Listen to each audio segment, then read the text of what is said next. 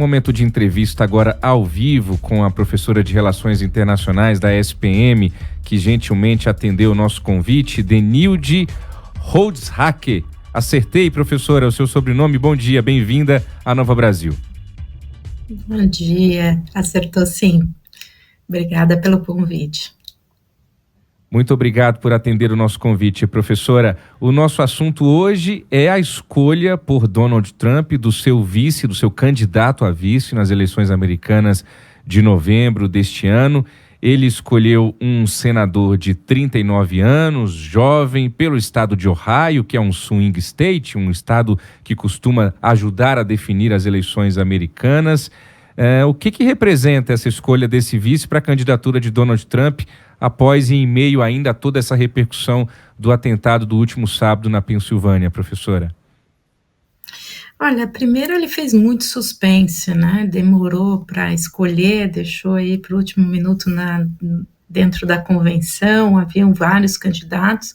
A escolha demonstra que ele está preocupado com o eleitorado jovem, né? Então atrair um candidato, um vice popular, que tem aí uma atuação muito forte num estado que, como você colocou, é um estado pêndulo, é um estado que tende a ir ou mais para os democratas e para os republicanos, mas a grande questão é alguém que vai ser muito leal ao Trump, né?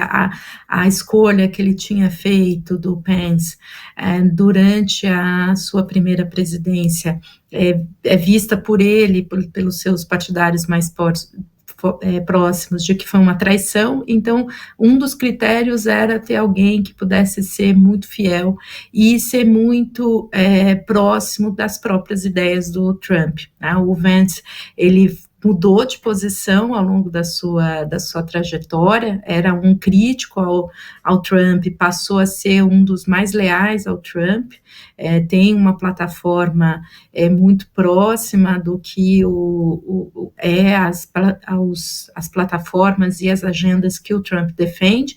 Então esse é um elemento. O outro elemento, que ele vem de um estado em que ele tem uma história, né? Tem um filme, tem um livro que ele fez sobre a história da família dele, que o conecta com o que é se chamado a América Profunda, né? Uma classe média que perdeu muito, pobre, trabalhadora, e ele está conectado, porque ele tem essa origem, e tem representa o sonho americano, né? Alguém que sai da pobreza e passa pelo sistema militar e consegue ir para uma das maiores universidades do país e se tornar um advogado de sucesso. Então, essa trajetória de alguém que consegue superar desafios, que consegue se colocar como próximo da realidade de muitos dos americanos, é também um ponto muito forte da narrativa e o aproxima deste eleitor, que tem aí uma disputa forte entre o Biden, que também tem uma história de superação, que vem também de um grupo, de uma origem de uma classe média trabalhadora. Então também faz com que o Trump se conecte ainda mais com esse eleitor. Então é visto aí como uma escolha que pode trazer peso ainda maior para a campanha do Trump, no momento em que a campanha está num momento muito positivo em termos do resultado, depois do desastre que foi para o Biden o debate, e com o atentado, né, traz aí um holofote ainda maior para a campanha republicana. Professora, bom dia. Minha pergunta é a seguinte: nos últimos dias a gente falou bastante sobre alguns erros do Biden, algumas gafes, enfim, e agora a gente tem essa escolha do Trump. Eu estava observando aqui, de fato, o candidato que ele escolheu a vice, né, o Vance, ele fez muitas críticas ao próprio Trump ali em 2016, algumas até bastante fortes. Essa, vamos dizer assim, incoerência pode ser também usada ao longo da campanha pelo Biden, nesse caso?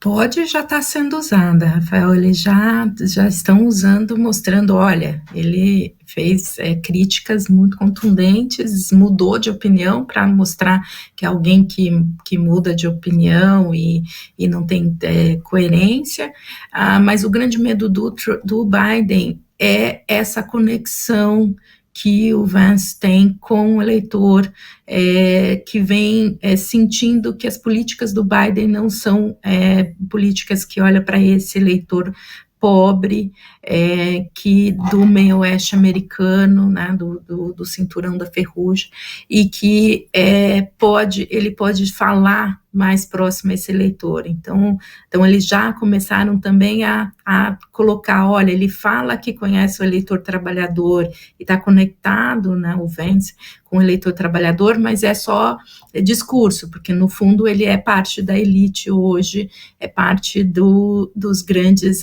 empresários. Então esse é o grande ponto que me parece que vai ser o foco da campanha do Biden com relação ao vice. Professora, o Trump está com 78 anos, pela lei americana só se pode ser presidente 2 vezes, né?